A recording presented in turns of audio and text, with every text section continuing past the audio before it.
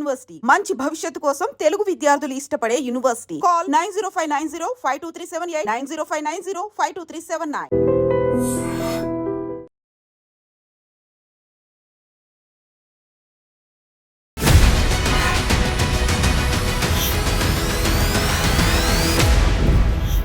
నమస్తే, welcome to I dream social spotlight with కవిత.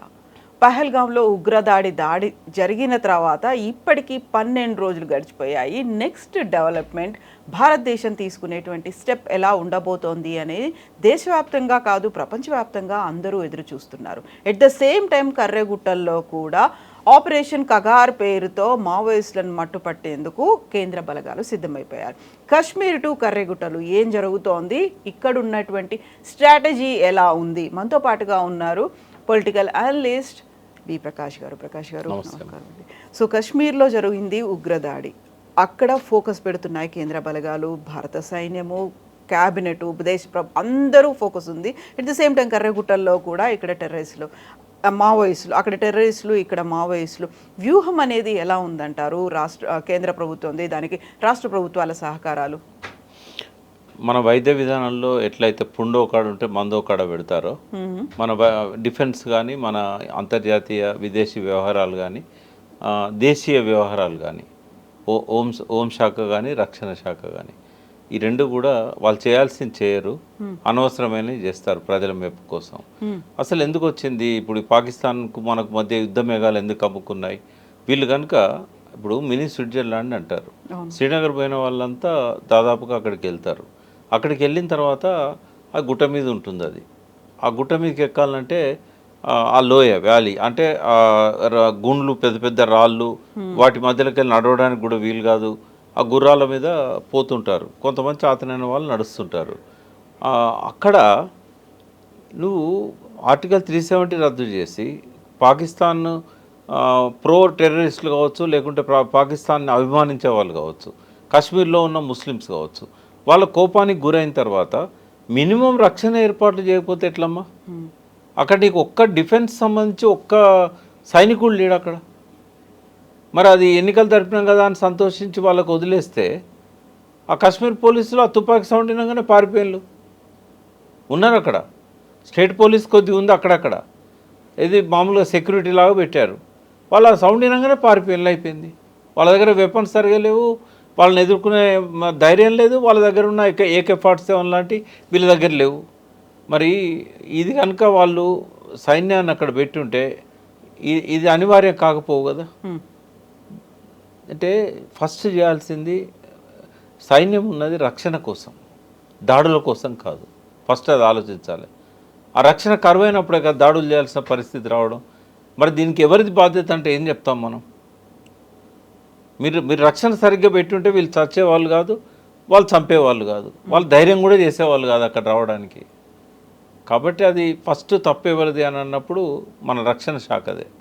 ఆడ ఎవరు బాధ్యులు ఉన్నా కూడా పర్యాటకులు వస్తున్నారు వివిధ దేశాల నుంచి, వివిధ రాష్ట్రాల నుంచి అన్నప్పుడు దాన్ని ఇంకా ఎంకరేజ్ చేయాలని చెప్పి మీరు అనుకున్నప్పుడు మీ మీద అక్కడ పర్యాటకులకు ఎంతో భ్రమతో వస్తున్నారు. ఆమె భర్త చనిపోయిన బాధలో కూడా మోడీ గారి మీద నమ్మకంతో వచ్చామండి, మోడీ గారు మాకు అన్ని ఏర్పాట్లు చేస్తారు, ఇక్కడ ఎటువంటి ఇబ్బంది ఉండదు, కాశ్మీర్ పోవాలంటే కూడా ఎక్కడ ఏమవుతుందో అనే భయంతో పోతారు. కానీ మోడీ గారు చేసిన దానివల్ల అపారమైన నమ్మకం పెరిగింది. మరి ఇది నీ వైఫల్యం కాదా? ఎక్కడైనా ఒప్పుకున్నాడా మోడీ ఇక్కడ మా వైఫల్యం ఉన్నది అని చెప్పాలి కదా. చెప్పకుండా ఇవాళ మళ్ళీ దాడులు చేస్తాం, ప్రతీకార దాడులు, అది కాదు కదా. సైన్యానికి పూర్తి స్వేచ్ఛ ఇచ్చాము అని మొదటి లక్ష్యం అది కానే కాదు. అందుకే అన్న పుండో కాడ ఉంటే వీళ్ళు మందో కాడ పెడతారని. నంబర్ 1, వీళ్ళు ఎవరి మీద దాడులు చేస్తారు? నిజంగానే టెర్రరిస్ట్ క్యాంపుల మీద దాడులు చేస్తే అందరం సంతోషిద్దాం, దాన్ని ఎవ్వరు అభ్యంతరం చెప్పరు, మోడీకి జేజేలు పలుకుతారు. కానీ టెర్రరిస్టుల హైడౌట్స్ ఇప్పుడు ఇంతకుముందులాగా ఐసోలేటెడ్గా లేవు. ఒసామా బిన్ లాదెన్ ఇన్సిడెంట్ తర్వాత జనావాసాల మధ్యలో ఆఫీస్ సయీద్ కానీ వీళ్ళందరూ కూడా, మసూదా ఆయన పేరు, వీళ్ళందరూ కూడా జనావాసాల మధ్యలో ఉంటున్నారు. ఇది క్రౌడీ ప్లేసెస్ అర్బన్లో, లాహోరు లేదా వాళ్ళ క్యాపిటల్ సిటీ ఇస్లామాబాద్, ఇట్లాంటి కాడ క్రౌడెడ్ మధ్యలో ఉంటున్నారు వాళ్ళు. ఆడ మసీదులు ఉంటాయి, వాటిని ధ్వంసం చేయలేరు టెర్రరిస్ట్ అటాక్ పేరు మీద, పైనుంచి బాంబ్స్ వేయలేరు. ఐసోలేటెడ్ కొండలలో గుట్టలలో ఉంటే డెఫినెట్గా డైరెక్ట్ పైనుంచి దాడులు చేయొచ్చు. ఇప్పుడు ఎట్లా సాధ్యం కాదు కదా. మరి వీళ్ళు ఏం చేస్తారు? జనం మీద దాడి చేస్తారు. టెర్రరిస్టులను పట్టుకోవడం సాధ్యం కాదు. 40,000 మంది టెర్రరిస్టులు ప్రజల మధ్యలోనే ఉన్నారు అక్కడ. అయితే ఇప్పుడు ఈ పాకిస్తాన్లో 40,000 మంది టెర్రరిస్టులు ఎవరైతే అక్కడ ఉండి బహిరంగంగా తిరుగుతున్నారో వీళ్ళ మీద ప్రభుత్వం యొక్క నియంత్రణ లేదు. వీళ్ళు ఎవరి కంట్రోల్లో ఉన్నారు? పాకిస్తాన్ ఆర్మీ కంట్రోల్లో ఉన్నారు. పాకిస్తాన్ ఆర్మీ కానీ అక్కడున్న ఐఎస్ఐ కానీ వాళ్ళు ఎవరి కంట్రోల్లో ఉన్నారు? వాళ్ళు ట్రంప్ కంట్రోల్లో ఉన్నారు. అమెరికా ప్రెసిడెంట్ ఎవరుంటే వాళ్ళ కంట్రోల్లో ఉంటారు. మొత్తం పాకిస్తాన్ యొక్క మిలిటరీని, ఆర్మీని, డిఫెన్స్ సిస్టమ్ని నడిపిస్తున్నది అమెరికా. మొన్న వాళ్ళ డిఫెన్స్ మినిస్టరే ఒక మాట చెప్పాడు, ఇది మా దౌర్భాగ్యము, ఇటువంటి డర్టీ యాక్ట్స్ ఏవైతే టెర్రరిస్టులు చేస్తున్నారో 30 ఏళ్ళ నుంచి చేస్తున్నారు, ఇది చేయించుతున్నది అమెరికా, బ్రిటన్ అని చెప్పాడు. అంత ఓపెన్గా చెప్పాడు. తర్వాత అంతకుముందున్న ఇమ్రాన్ ఖాన్ అధ్యక్షుడు ఉన్నప్పుడు ఈ 40,000 మంది టెర్రరిస్టులను అల్ఖైదా మా దగ్గర డంప్ చేసింది. ఈ అల్ఖైదాను పెంచి పోషిస్తున్నది అమెరికా. ఆఫ్ఘనిస్తాన్ విషయంలో వాళ్ళ మధ్య వార్ జరిగింది, అల్ఖైదా రివర్స్ అయింది. కానీ అల్ఖైదాను పుట్టించింది, పెంచింది అమెరికా. అల్ఖైదా చేతిలోకి వచ్చిన ఆయుధాలు అమెరికావి. వాషింగ్టన్ డీసీ తీసుకుపోయి స్టార్ హోటల్లో వాళ్ళని కూర్చోబెట్టి వాళ్ళకి ట్రైనింగ్ ఇచ్చి పంపించారు. బట్ వాళ్ళే ఎదురు తిరిగి కాటేశారు. ఇక్కడ కదా అమృత్సర్లో బింద్రన్ వాలేను కాంగ్రెస్ పార్టీ పెంచి పోషిస్తే ఆ బింద్రన్ వాలే అనుచరుల చేతిలోనే ఇందిరాగాంధీ ఖతమైపోయింది. అంటే ఎప్పుడైనా ఒక అంటారు కదా, పాముకు పాలు పోసి పెంచితే కాటేసి చంపుతుందని, ఇదే జరుగుతూ ఉన్నది అంతటా కూడా. అంటే ఫారిన్ పాలసీలోనే మార్పు రావాలి. ఈ యుద్ధాన్ని అనివార్యం చేసే విధంగా కార్యాచరణ ఉండకూడదు. చర్చల ద్వారా సమస్యలను పరిష్కరించుకోవాలి, దౌత్య సంబంధాలు ఉండాలి, ఐక్యరాజ్య సమితిని, సెక్యూరిటీ కౌన్సిల్ని ఫీల్డ్లోకి తీసుకురావాలి. ఇప్పుడు చర్చలు అన్నారు. చర్చలు అంటే అక్కడ ప్రభుత్వం చేతిలో లేదు, అంతా అక్కడ ఆర్మీ కాదు, వాళ్ళ చేతిలో ఉంది అనుకున్నప్పుడు చర్చలు ఎవరితో చేయాలి? ఇక్కడ మాట్లాడాల్సింది అమెరికాతోనే. వాళ్ళకి ఏంటంటే ఆయుధాలు అమ్ముడుపోవాలి, అదే ప్రధానమైన ఆదాయం వాళ్ళకి. ఆయుధాలు అమ్ముడుకోవాలంటే ఆయుధాలకు డిమాండ్ క్రియేట్ చేయాలి. ఆయుధాలకు డిమాండ్ ఎట్లా క్రియేట్ అవుతుంది? 2 దేశాల మధ్య యుద్ధం జరగాలి. ఒక మన దగ్గరనే కాదు కదా. ఇవాళ కరెక్ట్గా ఒక 60 సంవత్సరాల క్రితం వియత్నాంలో సౌత్ వియత్నాంకు నార్త్ వియత్నాంకు మధ్యలో యుద్ధం సృష్టించి అక్కడ హోచిమిన్ ఆయన రెవల్యూషన్ ద్వారా ఫ్రెంచ్ వాళ్ళను గెలిచి అధికారంలోకి వచ్చాడు చైనా వాళ్ళ సపోర్ట్తో నార్త్ వియత్నాంలో. సో దానికి అగెనిస్ట్గా సౌత్ వియత్నాంలో పోయి అమెరికా అడ్డబెట్టింది. అక్కడున్న వాళ్ళకు స్వేచ్ఛనియకుండా వాళ్ళ మిలిటరీని తన కంట్రోల్లోకి తీసుకొని ఒక 30-40 సంవత్సరాల పాటు ఆ సౌత్ వియత్నాం మీద వాళ్ళ కంట్రోల్ నడిచింది. ఎంతసేపు వాళ్ళు ఆయుధాలు అమ్ముకోవడానికి 2 దేశాల మధ్యలో ఒకే దేశాన్ని 2 ముక్కలు చేయడము, పాకిస్తాన్ ఇండియా లాగా. అక్కడ కూడా సౌత్ వియత్నాం నార్త్ వియత్నాం కలిసిపోతారంటే దాన్ని అడ్డుకోవడము. వాళ్ళంతా ఒక నిర్ణయానికి వచ్చినా కూడా దాన్ని ఇంప్లిమెంట్ చేయనీయలేదు. అంటే నేను ఎందుకు అప్పటి విషయాలు చెప్తున్నా అంటే, అక్కడి నుంచి మొదలుపెట్టి ఈరోజు వరకు ఆఫ్ఘనిస్తాన్ కావచ్చు, అది వియత్నాం కావచ్చు, అది కంబోడియా కావచ్చు, ఏ దేశాలలోనైనా ఎప్పుడు యుద్ధం జరుగుతూ ఉండాలి, వాళ్ళ మధ్య ఎప్పుడు టర్మాయిల్ ఉండాలి. అట్లనే అమెరికా నుంచి ఆయుధాలు దిగుమతి చేసుకోవాలి, ఫ్రాన్స్ నుంచి ఆయుధాలు దిగుమతి చేసుకోవాలి, రఫేల్ లాంటి యుద్ధ విమానాలు దిగుమతి చేసుకోవాలి. ఈ ఫ్రెంచ్ వాడును బ్రిటన్ వాడు ఎంత ఉంటారో చిన్న దేశాలు అవి, కానీ రవి అస్తమించని మొత్తం ప్రపంచాన్ని వాళ్ళు క్రియేట్ చేశారు కదా. అంటే ఆయుధాలతోనే. అప్పుడు మన కత్తులు, బాణాలు ఉండేది మన దగ్గర, వాడు మందుగుండుతో వచ్చిండు, వాడిని ఎదుర్కోవడం సాధ్యం కాలేదు కాబట్టి దేశాన్ని సరెండర్ చేశాం. ఇప్పటికి కూడా ఆయుధాలలో వాళ్ళదే పై చేయి. దానివల్లనే ఇప్పుడు అన్ని దేశాలను వాళ్ళు కంట్రోల్ చేస్తున్నారు. యుద్ధాలు పెట్టకపోతే వాడికి డిమాండ్ రాదు, వాడి ప్రొడక్షన్ ఉండదు. అది పరిస్థితి. ఇప్పుడు చర్చలు అన్నారు. మనం టెర్రరిస్టుల గురించి చూసాం, పాకిస్తాన్తో ద్వైపాక్షిక చర్చ లేకుండా అంతర్జాతీయ సంబంధాల గురించి మాట్లాడుకున్నప్పుడు ఇక్కడ ఉన్నటువంటి మావోయిస్టులు కూడా ఇప్పుడు ఆపరేషన్ కగారు కర్రెగుట్టల చుట్టూ 25,000 మంది పోలీసు బలగాలు మోహరించారు, కేంద్ర బలగాలు ఉన్నాయి, రాష్ట్ర పోలీసులు కూడా ఉన్నారు అనుకున్నప్పుడు ఇక్కడ కూడా శాంతి చర్చలు జరపాలి అనేటువంటి ఒక వాదన వినిపిస్తుంది. లెటర్లు కూడా వస్తున్నాయి. అక్కడున్న వాళ్ళు కూడా లోపల ఎవరైతే ఉన్నారో మావోయిస్టులు 3,000 మంది అన్నారో వాళ్ళు కూడా మేము లొంగుబాటుకి సిద్ధంగా ఉన్నాం, లేకుంటే చర్చలు జరపండి అనేటువంటి ఒక సందేశాన్ని ఇస్తున్నప్పుడు దాన్ని పట్టించుకోవట్లేదు అనేటువంటి వాదన ఉంది. అంటే మొన్న కేసీఆర్ గారు కూడా పార్టీ సభలో 25వ రైతోత్సవ సభలో జనంతో కూడా అడిగించారు, ఇది అవసరమా లేదా, మన తీర్మానం చేద్దామా అని. అంటే ఆపరేషన్ కగార్ అనేది అదే యాంటీ డెమోక్రటిక్. అంటే మన దేశ పౌరుల మీద మనం బాంబులు వేయడం కానీ, మనం మిలిటరీని పంపించి వాళ్ళని ఒక దగ్గర కార్నర్కు నెట్టేసి చంపేయడం కానీ, ఇది దుర్మార్గం, అప్రజాస్వామికం. అది భారతదేశ పాలకులు భారతదేశ ప్రజల మీద చేయాల్సింది కానే కాదు. ఇవాళ మనం పాకిస్తాన్లో ఉన్న జనం మీదనే బాంబులు వేయొద్దని అంటున్నాం. మరి మన జనం మీద ఎట్లా వేస్తాం మనం? ఇప్పుడు అక్కడ ఆదివాసులు ఇప్పుడు ఏ ఎన్కౌంటర్ అని చూడండి, 30 మంది నక్సలైట్లు మృతి అని వస్తుంది. అందులో 3 నక్సలైట్లు ఉంటారు, 27 మంది ఆదివాసీలు ఉంటారు. అంటే వాళ్ళు ఒక కవర్ లాగా ఆదివాసీలను వాడతారు. ఇప్పుడు వీళ్ళు కూడా ఆపరేషన్ కాగారు పోయేటప్పుడు ఏం చేస్తున్నారు, ఫ్రంట్ కవర్ అంతా కూడా ఆదివాసీలనే పెట్టుకుంటున్నారు. అంటే అటు వాళ్ళు కాల్చినా ఆదివాసీలే చచ్చిపోవాలి, ఇటు వీళ్ళు కాల్చినా ఆదివాసీలే చచ్చిపోవాలి. ఇది మన దేశ పౌరులను మనం చంపుకోవడం ఎట్లా కరెక్ట్ అవుతుంది? రెండవది, ఇది ప్రజాస్వామ్య దేశం.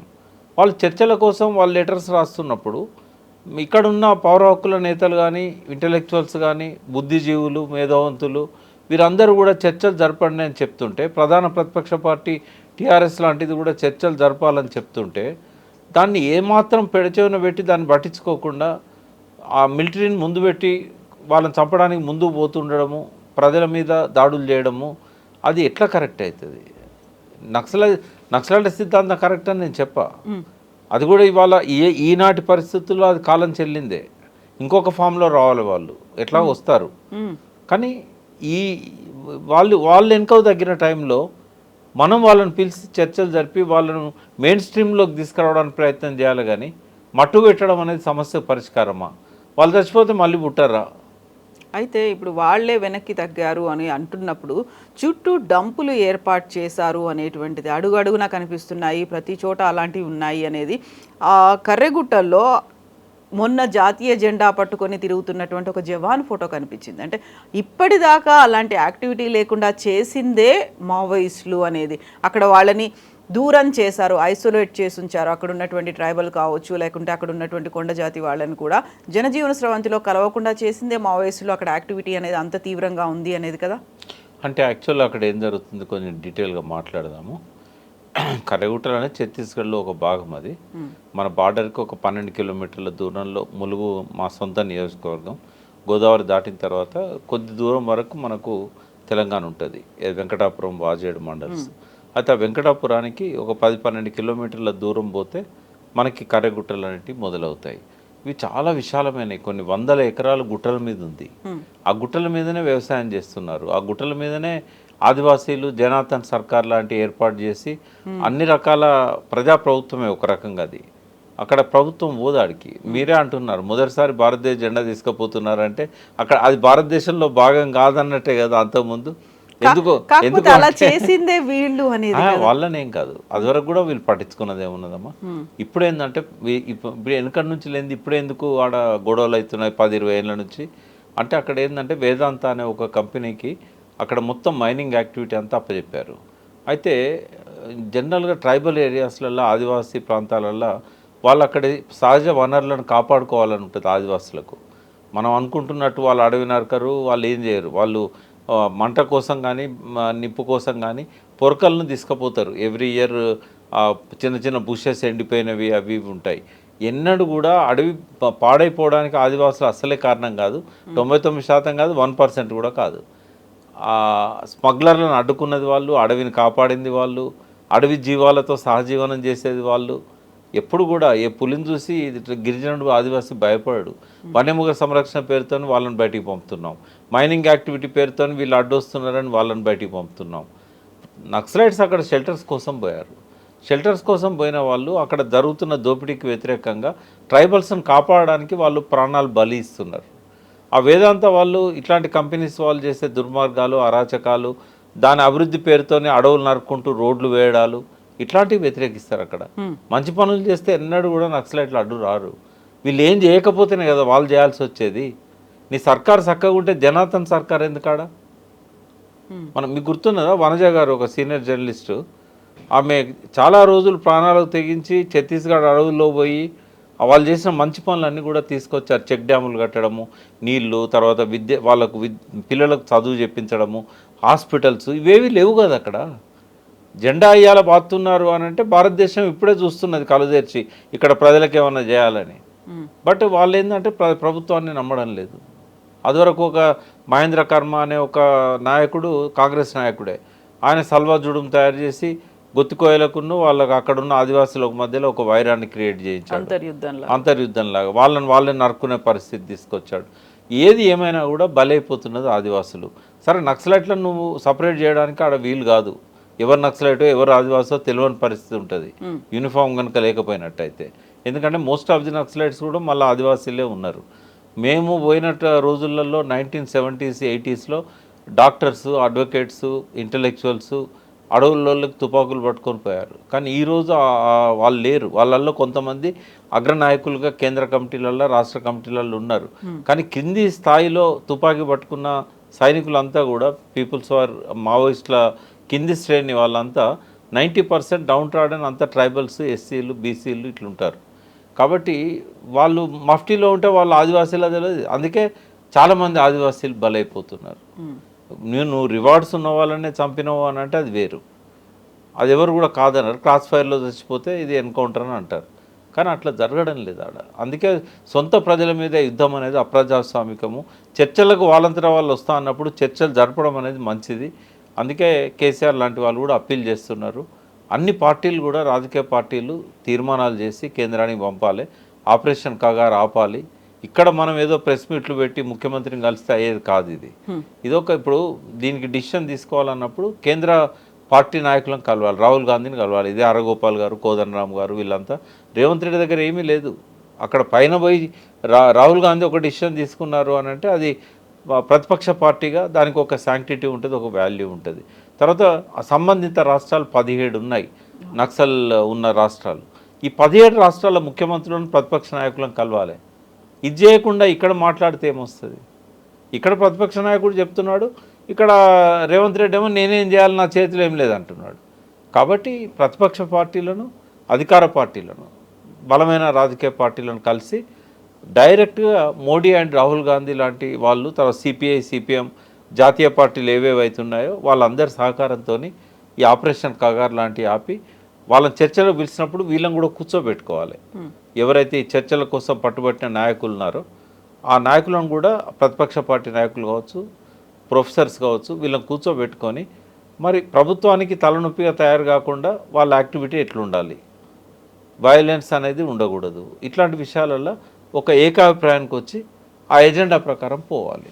ఇప్పుడు 2026 మార్చి కల్లా చివరి మావోయిస్ట్ని కూడా చంపి తీరుతాము అనేటువంటి ఒక స్టేట్మెంటే కేంద్ర హోంశాఖ మంత్రి అమిత్ షా నుంచి వచ్చిన తర్వాత ఇప్పుడు మీరు చెప్పినవన్నీ ఇవన్నీ కూర్చొని మాట్లాడుకుంటారు, ఒక అభిప్రాయానికి వస్తారు, శాంతి చర్చలు జరుగుతాయి అనేది మీకు సుదూరంగా అయినా కనిపిస్తుందా? నేనేమంటున్నామ్మా, ఇప్పుడు చివరి మావోయిస్టుని చంపడం అనేది అమిత్ షా కాదు, అమిత్ షా మునిమన్వాడు వచ్చినా కూడా కాదు. ఎందుకు అంటే ఇప్పుడు వాళ్లకు ఎట్లాంటి స్ట్రాటజీ ఉంటుందో చెప్తారని. ఇప్పుడు ఎప్పుడైతే ఇంకా మనము వీళ్ళ కబంధాస్తాల్లో చిక్కుకున్నాము, ఇంకా మనం తావడమే తప్ప వేరే మార్గం లేదనుకున్నప్పుడు వాళ్ళు సేఫ్గా ఎట్లా ఎస్కేప్ కావాలనో వాళ్ళ దారులు వాళ్ళకు ఉంటాయి. ఇప్పుడు జలియన్వాలా బాగ్ అంటేనో చిన్న ప్రాంతం, ఎవరు బయటికి రాకుండా ఒక దిక్కు నుంచే ఎంట్రన్స్ ఉంటే వేసి కాల్చి చంపారు. ఈ సాధ్యమైన విశాలమైన అడవి, కొన్ని వేల కిలోమీటర్లు విస్తరించింది, అలా రకరకాల కేవ్స్ ఉంటాయి. చిన్న గుట్ట మీదనే వీళ్ళు చంద్రగిరి గుట్టలని ఇక్కడ వరంగల్ పక్కన ఉంటాయి, అక్కడ వాళ్ళు ఉన్న పక్కా సమాచారంతో పోయి గుట్టలను ఎన్సర్కిల్ చేశారు. మొత్తం చేసి 13 మందినో 14 మందినో కాల్ చేశారు. కాల్ చేసిన తర్వాత శవాలు జస్ట్ ఒక గంట కింద అక్కడ నుంచి తీసుకుపోతున్నారు, మాకు ఎదురైనాయి. మేము అక్కడ పోయిన తర్వాత ఇంకా ఎవరైనా బతికున్నారా బయటికి రండి అని మేము గట్టిగా అరిచినాం. ఆ అండ్ల నుంచి ఒక అతను 2 రోజుల నుంచి పాపం ఆయనకు తిండి లేదు, నీళ్లు లేవు, బాగా వీక్ అయిపోయిండు, ఆయన దొరకలే పోలీసులకు, అలా నుంచి బయటకు వచ్చిండు. తర్వాత 2 రోజులు తెలిసింది ఏంటంటే ఆ మెయిన్ లీడర్ ఎవరైతే రామకృష్ణ ఉన్నాడో తర్వాత చచ్చిపోయాడు అనుకోండి, ఆయన భార్య ఇంకా కొంతమంది ఆ 2 రోజులు ఆ వాటిలలోనే ఉండి తర్వాత బయటకు వచ్చారు, మళ్ళీ వాళ్ళ యాక్టివిటీస్ కొనసాగించారు. అంటే అది ఎంత ఉంటుంది ఆ గుట్ట, అంత కొడితే ఒక 1 స్క్వేర్ కిలోమీటర్ కూడా ఉండదు. అటువంటిది వాళ్ళ కొన్ని వందల వేల స్క్వేర్ కిలోమీటర్లు ఉన్న ఛత్తీస్గఢ్ కొండలల్లో కర్రెగుట్టలు అంటే ఏమన్నా ఒక పక్కకి ఇంత అంత ఉంటాయి అవి. కాకపోతే ఇప్పుడు లేటెస్ట్ టెక్నాలజీ ఉంది, డ్రోన్స్ ఉన్నాయి, ఏమున్నా కూడా వాళ్ళకు సేఫ్గా బయటకు వస్తారు. ఈ గెరిల్లా వార్ఫేర్లో వ్యూహం అనేది, ఎత్తుగడలు అనేవి చాలా పకడ్బందీగా ఉంటాయి. వాళ్ళు ముందే ఒక దగ్గర షెల్టర్ తీసుకుంటున్నారు, ఒక దగ్గర ఉన్నారు అంటే సేఫ్ ఎట్లా బయటికి వెళ్ళాలనేది ఒక ప్లాన్తోనే వాళ్ళు ముందు అక్కడ పోతారు. ఆ ప్లాన్ లేకుండా వాళ్ళు అక్కడ పోయి వీళ్ళకి దొరకరు. కాబట్టి ఆఖరి నక్సలైట్ని చంపడం అనేది అమిత్ షా వల్ల కాదు. నాకు తెలిసి వీళ్ళ పాలసీస్ మార్చుకునేదాకా నక్సలైట్స్ పుడుతూనే ఉంటారు. పేరు మారుతుంటుంది కావచ్చు. ఒకప్పుడు సిఓసి అన్నారు, ఒకప్పుడు పీపుల్స్ వార్ అన్నారు, ఇప్పుడు మావోయిస్టులు అన్నారు, రేపు ఇంకో పేరుతో ఉంటారు కావచ్చు, ఇంకో పద్ధతిలో వస్తారు కావచ్చు. కానీ ఆఖరి నక్సలైట్ను చంపడం అనేది అమిత్ షా వల్ల కాదు, దారి మారుతుంది. అంటే ప్రజాస్వామ్య పద్ధతిలో డీల్ చేయాలి. ఇప్పుడు ఇది రెండింటి కూడా మీరు అన్న పాకిస్తాన్ ఇష్యూ కానీ కరెగుట్ల ఇష్యూ కానీ నా సజెషన్స్ ఏంటంటే, ఫస్ట్ మోడీ గారు దీన్ని ఇష్యూని పర్సనల్గా తీసుకోకుండా ఐక్యరాజ్య సమితి సెక్యూరిటీ కౌన్సిల్లో పెట్టి పర్యాటకులను చంపడం అనేది కరెక్టా, దీనికి ఎవరు బాధ్యత వహించాలి, దీని మీద పాకిస్తాన్ని పబ్లిక్ కోర్టులో నిలదీయాలి. ప్రపంచ దేశాల మధ్య ఒంటరి కావాలి.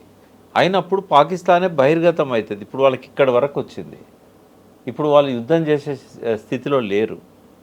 తర్వాత ఒకవేళ కనుక ఇంకో 10 ఏళ్ళ వరకైనా మనం అనుకున్న ప్రకారంగా సింధు నది జలాలను అడ్డుకోగలిగినట్టయితే పాకిస్తాన్ మొత్తం ఎడారిగా మారిపోతుంది. ఇవాళ పంట పండే భూమిలో 94% సాగునీరు అందే భూమిలో 94% సింధు జలాలే దిక్కు. అక్కడ అవి ఆపేస్తే వ్యవసాయం ఉండదు ఇక అక్కడ, ఓన్లీ రెయిన్ఫెడే ఉంటుంది. ఇక అట్లాగే మనము గతంలో ఏదైతే ఆక్రమించిన 13,000 చదరపు కిలోమీటర్ల భూభాగం ఏదైతే ఉన్నదో దాని మీద సిమ్లా ఒప్పందం చేసుకొని ఇందిరాగాంధీ వదిలేసింది. ఇప్పుడు వాళ్ళు ఏమన్నారు, మీరు అది బంద్ చేస్తే మేము ఇది ఏకపక్షంగా రద్దు చేసుకుంటామన్నారు. ఏకపక్షంగా రద్దు చేసుకుంటే ఇండియాకు నష్టం లేదు, వాళ్ళకే నష్టం. ఇప్పుడు మళ్ళీ బౌండరీ లేకుండా అయిపోయింది, ఎల్ఓసి లేదు, లైన్ ఆఫ్ కంట్రోల్. ఇప్పుడు మళ్ళీ మనం 13,000 కిలోమీటర్లు కాదు, ఇంకా లోపలికి కూడా చొచ్చుకొని పోవచ్చు. ఎవరు మనల్ని అడగడానికి లేదు, ఎందుకంటే నువ్వు బౌండరీ ఒప్పందం రద్దు చేసుకోవడం ద్వారా బౌండరీ లేకుండా పోయింది నీకు. కాబట్టి అది ఒక ఇష్యూ ఉంటుంది. అంటే మ్యాక్సిమం ప్రజలు కోరుకుంటున్నది ఏంటి అని అంటే, పాక్ ఆక్రమిత కాశ్మీర్ ఏదైతే ఉన్నదో ఇది సందర్భము, దాడి చేసి వాళ్ళని తరిమేసుకుంటూ, వాళ్ళు ఇప్పుడైతే బాగా ఐసోలేట్ అయి ఉన్నారు, యుద్ధం చేసే శక్తి లేదు వాళ్ళ దగ్గర, అణ్వాయుధాలు ఉన్నాయని బెదిరించడం తప్పితే ఏది లేదు. ఇప్పుడు యుద్ధం వస్తుందని తెలియగానే మీడియాలో బాగా ప్రాపగేట్ కాగానే చాలామంది రిజైన్ చేశారు అక్కడ ఆర్మీలో ఉన్న వాళ్ళు. తర్వాత వాళ్ళ డిఫెన్స్ సంబంధించిన సైన్యాధికారే మసూద్ అని పేరేదో ఉంది, మునీర్ అడ్రస్ లేదు, పారిపోయాడు. తర్వాత డిఫెన్స్ మినిస్టర్ ఏం చెప్పాలన్నో తెలియక మా కంట్రోల్లోనే లేరు వీళ్ళంతా, ఈ టెర్రరిస్టులు అందరినీ అమెరికా నడిపిస్తున్నది అని చెప్తున్నాడు. అంటే ఈ టైంలో కనీసం పాక్ ఆక్రమిత కాశ్మీర్ ప్రాంతాన్ని తిరిగి స్వాధీనం చేసుకోవాలనేది ఇండియాలో ఒక బలమైన ఆకాంక్ష కనబడుతూ ఉన్నది. మరీ ఎక్స్ట్రీమ్గా పాకిస్తాన్ని అసలు చిత్రపటంలోంచి మాయం చేయాలి, అదొక దేశంగానే ఉండకుండా చేయాలనే వాళ్ళు కొంతమంది ఉన్నారు. ఈ అఖండ భారత్ సంబంధించిన ఇన్ఫ్లుయెన్స్లో ఉన్న వాళ్ళు అట్లా మాట్లాడతారు. తర్వాత దీన్ని ముస్లింలకు వ్యతిరేక చర్యలుగా చిత్రించకూడదు. ఇప్పుడు ముస్లిమ్స్ కూడా దాన్ని ఎవరు సపోర్ట్ చేయట్లేదు. మొన్న రాహుల్ గాంధీ పోయి కలిసి వచ్చిన ఫ్యామిలీ, ఆ చనిపోయిన అతను ఎవరైతే ఉన్నారో ఆ హిందువులను కాపాడడానికి ప్రాణాలు ఇచ్చాడు. కాబట్టి ముస్లింలు అంతా టెర్రరిస్టులు కాదు, ముస్లింలంతా టెర్రరిస్ట్ యాక్టివిటీస్ సపోర్ట్ చేయట్లేదు. ఆ మాటకు వస్తే పాకిస్తాన్ ప్రభుత్వంలో ఉన్న పెద్దలు కూడా ఈ టెర్రరిస్ట్ యాక్టివిటీస్ సపోర్ట్ చేయట్లేదు. కానీ వాళ్ళ చేతిలో ఏం లేకుండా పోయిందనే ఒక బాధ వాళ్ళు వ్యక్తం చేస్తున్నారు. వాళ్ళు ఒక రకంగా చెప్పాలంటే అమెరికన్ క్లచెస్లో కంప్లీట్గా బానిసల్లాగా ఆ పాకిస్తాన్ అధ్యక్షుడు కానీ, పాకిస్తాన్ డిఫెన్స్ మినిస్టర్ కానీ బానిసల్లాగా ఇరుక్కున్నారు వాళ్ళు. కాబట్టి ఇదంతా నడిపిస్తున్నది అమెరికా, ఎంతో కొంత దాన్ని అడ్డుకునే ప్రయత్నం చేస్తున్నది చైనా. ఇవాళ చైనా కనుక ఒక్క స్టేట్మెంట్ పాకిస్తాన్ మీద ఇవ్వకపోయి ఉంటే ఈ పాటికి మరి మోడీ ఏం చేసేవాడో తెలియదు. మోహన్ భగవత్ మోడీ గారు రహస్య సమావేశంలో పాకిస్తాన్ గురించి ఒక డిసిషన్ తీసుకొని ఉంటారు వాళ్ళు. ఆ డిసిషన్ ఏంటి అనేది ఇద్దరు బయట పెట్టట్లేదు. మెల్లిగా అమలు చేస్తారేమో, ఎట్లా చేస్తారో తెలియదు. బట్ డైల్యూట్ అవుతుంది రోజు రోజుకు. పాకిస్తాన్ మీద ఉన్న వ్యతిరేకత ఈ టెర్రరిస్టులు వీళ్ళని చంపిన రోజు ఉన్నప్పటికీ 4 రోజులకే చాలా వరకు తగ్గింది. ఇప్పుడు ఇంకా కొద్ది రోజుల తర్వాత వీళ్ళు యుద్ధ చర్యలు చేపట్టినట్టయితే భారతదేశంలో కూడా వ్యతిరేకత స్టార్ట్ అవుతుంది. ఆ వేడి మీదనే పాక్ ఆక్రమిత కాశ్మీర్ను స్వాధీనం చేసుకోవడానికి ప్రయత్నం చేయాల్సి ఉండే. ఇక లేదు, ఇన్ని సంవత్సరాలు అయింది, 70 ఏళ్ళు దాటింది, యాక్సెప్ట్ చేద్దాం, అది ఉండనియండి వాళ్ళ దేశంలోనే. ఇవన్నీ మనం పోతాం కానీ భూములు అట్లే ఉంటాయి, దేశాలు అట్లే ఉంటాయి, సరిహద్దులు ఎప్పుడు పెరుగుతుంటాయి, తగ్గుతుంటాయి యుద్ధాలు వచ్చినప్పుడల్లా. ప్రపంచమే ఒక సరిహద్దు అనుకొని బతుకుతే పోలేదా? నీకున్న ప్రాంతంలో నువ్వు రాజ్యాధికారం చేస్తే చాలదా? కాశ్మీర్ కుంకుమ ఉన్న భాగమే నాకు కావాలంటే ఎట్లా? కాబట్టి డెమోక్రటిక్గా ఆలోచించాలి, గివెన్ సిచ్యువేషన్ ఒప్పుకోవాలి. ఆక్రమించులు 75 ఏళ్ళు అయింది, ఇప్పుడు వాళ్ళు పాకిస్తాన్ పౌరులమని చెప్పుకుంటాను, ఇంకా మన దగ్గర శాసనసభ స్థానాలు ఉంటాయి, ఇంకా దాన్ని నిరాకరిస్తాం. చైనాతో మనకు అరుణాచల్ ప్రదేశ్ మీద గొడవ ఉంటుంది. గివెన్ సిచ్యువేషన్లో యాక్సెప్ట్ చేయాలి మన బౌండరీ ఇది అని చెప్పి.